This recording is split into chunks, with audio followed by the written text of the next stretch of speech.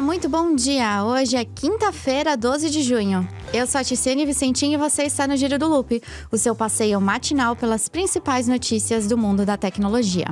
E no programa de hoje vamos falar sobre o Nintendo Switch, que quebrou o recorde de 3,5 milhões de unidades vendidas em menos de uma semana. E vamos falar também sobre o lançamento do Android 16, que está entre nós, mas só chegou para os Pixel. E por fim, o Ministério da Justiça e Segurança Pública, que agora reclassificou a faixa etária de recomendação do Instagram para maiores de 16 anos. Tudo isso no Giro do Loop de hoje, então aproveita o tempinho da vinheta, pega o seu cafezinho e bora girar!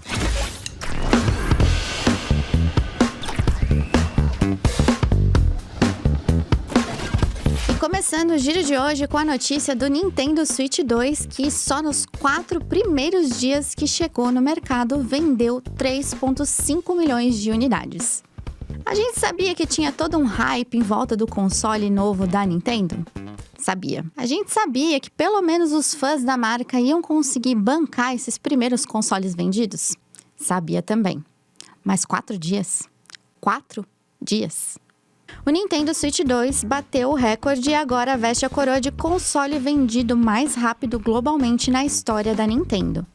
Para contextualizar, o Switch original levou um mês para vender 2,75 milhões de unidades. Peraí que tem mais.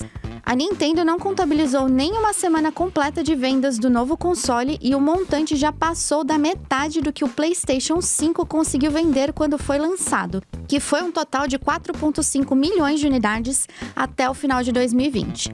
Lembrando que o PS5 foi lançado em novembro, em meio a uma Black Friday e o Natal, que são as duas datas mais importantes em termos de vendas de presentes.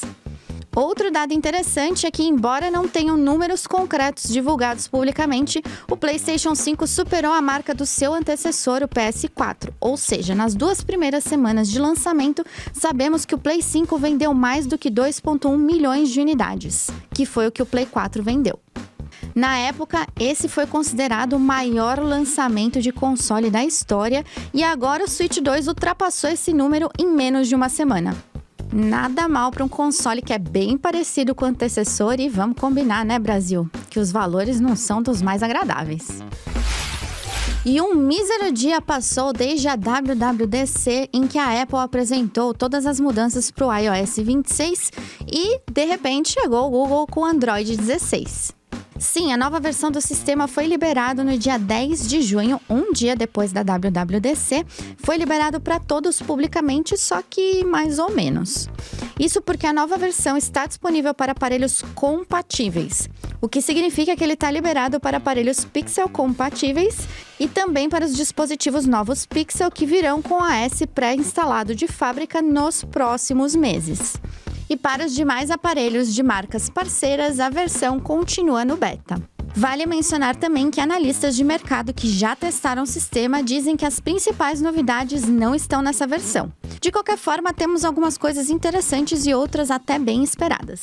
Um dos destaques é o recurso de notificações ao vivo, que permite aos usuários acompanhar updates em tempo real de aplicativos de transporte ou de entregas de comida, por exemplo, sem precisar abrir e fechar o aplicativo a todo momento. Esse é um recurso que há tempos já está disponível para usuários do iOS e agora os usuários do Android também poderão desfrutar do prazer que é acompanhar a sua comida sendo periodicamente atualizada. Só eu faço isso, né? Aliás, vocês podiam aproveitar essa atualização e fazer um favor para os entregadores, ficar acompanhando eles no mapinha para pegar a comida antes deles chegarem na porta, né? Fica aí a dica. E como era esperado também, há uma maneira mais fácil de ativar protocolos de segurança mais avançados. Agora os usuários podem se proteger contra ataques online, aplicativos nocivos, sites inseguros, ligações fraudulentas e muitos outros com apenas um toque. Isso inclui novos recursos de detecção de golpes que foram apresentados em maio. Lembrando que aqui para o Brasil, a Google apresentou alguns recursos específicos, incluindo bloqueio remoto e detecção de roubo ativo de fábrica para os dispositivos Android. Você pode ver mais detalhes no giro de ontem.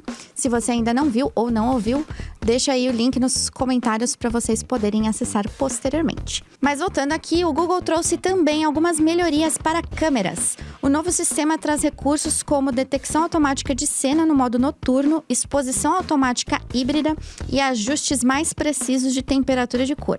As imagens Ultra HDR foram aprimoradas com suporte para codificação HEIC e o Android 16 oferece também integração com o codec Advanced Professional Video. Agora, sabe aquele recurso de janela de desktop para Android? Ainda não está disponível. Todo mundo ansioso pelo Android 16 porque ele está sendo visto como uma das atualizações mais significativas do sistema graças ao Material Tree Expressive, que é o layout redesenhado que a empresa prometeu liberar. Além de novas opções de personalização de tela de bloqueio, etc, etc. Mas sabe tudo isso? Não vai vir nessa versão que está disponível agora não. Isso porque, como explica o site Android Authority, o update foi dividido em duas versões. O Android 16, que é essa que foi liberada para os dispositivos Pixel, e a 16 QPR1, que é onde supostamente todo o glamour está. Acontece que essa atualização, essa QPR1, ela ainda não está disponível para o público geral. Dizem as más línguas que ela só chega em setembro. E quem também achou que a Liquid Glass está com cara de Windows Vista? Sim, a Microsoft. Depois que foi anunciado o Liquid Glass, caiu nos memes porque ele lembra muito o design com aparência em vidro do Vista. Embora a Apple também tenha desenvolvido um efeito de transparência parecido com a interface Aqua nos anos 2000, não podemos negar que a Microsoft foi quem popularizou a paradinha com o tema Aeroglass uns anos depois. Mas como todo mundo adora uma polêmica e uns cutucões, a Microsoft não perdeu tempo e publicou na conta do Windows no TikTok um post com a chamadinha "Vamos só deixar isso daqui aqui", assim, como quem não quer nada. E mandou um vídeo com compilados do Windows Vista. Por que a gente trouxe isso daqui hoje? Só para te divertir nessa quinta-feira e porque a gente adora uma polêmica também. Todo mundo brigando por ter o dispositivo mais fino do mercado e chega a Huawei com uma nova ambição: ter a melhor câmera do pedaço. O Pura 80 Ultra acaba de chegar na China e o principal destaque é, obviamente, o enorme sensor de 1 polegada da câmera principal. Mas esse não é o único motivo de alarde. A empresa também afirma que este é o primeiro celular no mundo a ter um sistema de telefoto periscópico com lente dupla. Então vamos por partes. O Pura 80 Ultra possui um sensor principal RYYB de 1 polegada e 50 megapixels com abertura variável de f1.6 a f4.0. Em termos simples, isso significa que ele absorve a luz melhor do que a maioria dos smartphones e até mesmo algumas câmeras profissionais, principalmente em ambientes com pouca luz. O restante do conjunto de câmeras também é diferenciado. Temos um sensor ultra-wide de 40 megapixels e um sensor de espectro de nicho de 1.5 megapixels. Segundo pesquisa rápida aqui no ChatGPT, porque eu não sou nenhuma fotógrafa, o espectro de nicho é específico para um nicho de luz, ou seja, ele captura uma luz em vez de capturar a imagem completa com todas as cores. Para que a gente precisa disso? Para melhorar a precisão de cor? Algum fotógrafo aí, por gentileza, pode explicar pra gente para que serve isso nos comentários?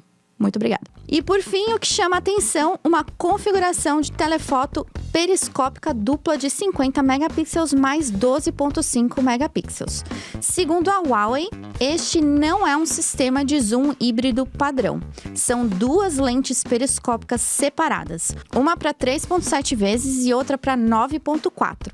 que se alternam fisicamente entre elas dependendo do nível de zoom selecionado. Um exagero para um smartphone? Talvez, mas vai que você está passando na rua e precisa fotografar um passarinho a 2 quadras de distância. Nunca se sabe. E o Ministério da Justiça e Segurança Pública brasileira decidiu alteração na faixa etária do Instagram e a recomendação agora é só para maiores de 16 anos. Segundo publicação do Diário Oficial, a faixa etária foi alterada porque a rede social pode apresentar drogas, violência extrema e sexo explícito. A medida foi tomada depois de uma análise de rotina feita pelo Ministério sobre a rede social. Identificou-se que conteúdos compartilhados hoje na plataforma apresentam uma tendência específica que coincide com a nova classificação etária. Anteriormente, vale mencionar, a rede entrava na indicação para maiores de 14 anos. Em nota, a assessoria de imprensa do Instagram afirma que trabalhamos há mais de uma década em ferramentas e recursos para proteger adolescentes e apoiar suas famílias e restringimos a recomendação de conteúdos sensíveis a adolescentes no Instagram. No ano passado, lançamos a conta de adolescente com recursos integrados para garantir que os jovens tenham experiências seguras na nossa plataforma. A metodologia do Classind, que é o sistema de classificação indicativa brasileiro, não leva em consideração nenhuma medida de proteção que as plataformas oferecem e o Ministério da Justiça está reavaliando o processo de classificação indicativa por meio de uma consulta pública, na qual estamos comprometidos em participar ativamente. E a Meta ainda pode recorrer da decisão. Bom, é isso aí, pessoal. Essas foram as notícias de hoje. Eu fico por aqui, mas o Giro volta amanhã, sempre pontualmente, ou quase sempre pontualmente, às 6 da manhã. Valeu e até!